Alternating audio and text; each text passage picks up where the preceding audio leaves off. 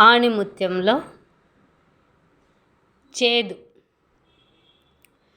కాకరకాయ, క్యాబేజీ, పసుపు, మెంతులు, కాఫీ, టీ మొదలగునవి.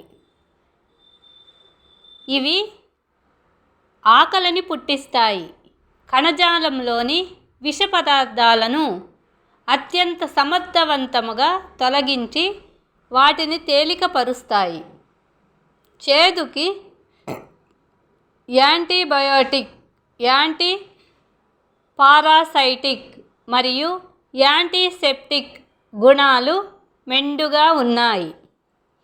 జ్వరం, పొట్టలో మంట, చర్మ రోగాలు, బరువు తగ్గటానికి సహకరిస్తాయి. అందుకే మన ఉగాది పచ్చట్లో ఉగాదికి చేసే ఉగాది పచ్చడి దాంట్లో వేప పువ్వును కలుపుతారు.